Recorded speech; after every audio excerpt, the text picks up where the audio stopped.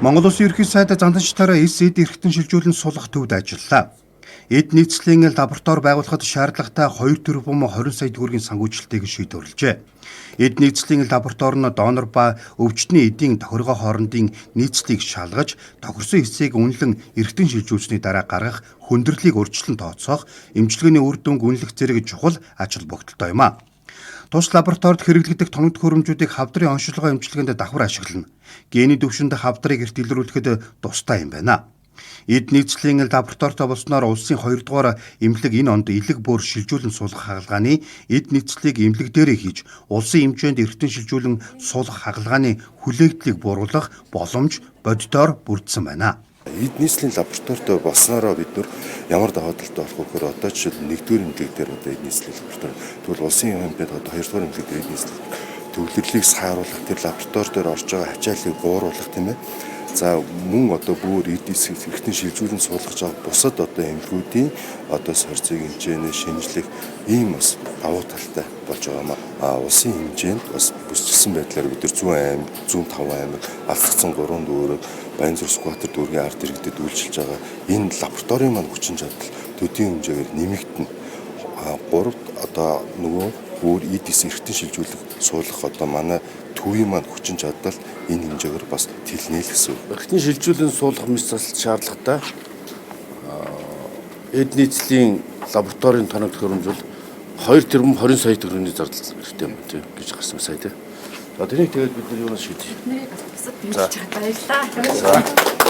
Олон бас хавдар хэрэгтэй хавдрын эрт онцлогоо тэгээд үр дэсийн шинжилгээнд бид нар одоо хэдийн хэмжээний одоо нийцлийн лабораторийг бид нар өөрсдөө хэмжээний одоо лабораторио ашиглаж явах тусна одоо гадагшаа явж байгаа сорьцоо хэмжээний авч үлдэх юм те. Иймэрхүү даваа талууд маш олон байна. Тэгээд энэ нь бол бид нар зөв 2026 онд 5 бөөр солийг төлөвлөсөн байгаа ч гэсэн үнэхээр одоо яг тэр донорын хүлээгдлийг бууруулах, гадагшаа валютай бууруулах, алдагдлыг бууруулах тийм ээ. Зөв нөгөө 1-р эмнэлэг болон хавдар судлалын үндэсний төв зэргийн зөв эмнэлэг одоо бас бөөр шилжүүлээс суулгацсан. Энэ эмнэлгүүдээр бас хүлээгдээд байгаа хүмүүсийн очрыг бас наашаагаад тэдний хэмжээгээр бас бууруулж заавч 5 гэхгүй 10 20 руу бас зорино. Тэгэхээр энд зоригт бас тэр тэмүүлэлтүүд энэ манай эд нийцлийн лаборатори зайлшгүй одоо стандартын нэг нь болж тавигдаад байгаа. Манай улсад эртэн шилжүүлэн суулгах өвчтний чагсаалтанд бөөрийн өвчлөл 1-р орж байна. Эртэн шилжүүлэн суулгах хүлээх чагсаалтанд нийт 1094 өвчтөн байгаагаас бөөр солиулах 683, элэг солиулах 182 өвчтөн байна. Эрүүл мэндийн хөгжлийн төвийн эдис эртэн шилжүүлэн суулгах үйл ажиллагааг зохицуулах албаны 2023 оны тайланд жил бүр 253 хүн бөөр шилжүүлэн суулгах эмчилгээнд орох шаардлагатай гэж онцлогдсон хүлээх чагсаалтанд орж хүлээдэг байна. Эрүүл мэндийн яам болон дэлхийн эрүүл мэндийн байгууллагын хамтарсан үнэлгээний тайланд Монгол улсад бөөрийн архаг өвчний ямар нэгэн хэлбэртэй 100-аас 120 мянган хүн байж болзошгүй талаар тусгажээ.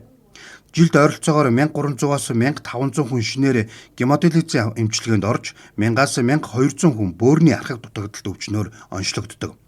Бөөрийн архаг дутагдaltaй иргэдийн 60% нь гемодиализын аппаратанд орох эсвэл бөөр шилжүүлэн суулгах шаардлагатай болж байгаамаа.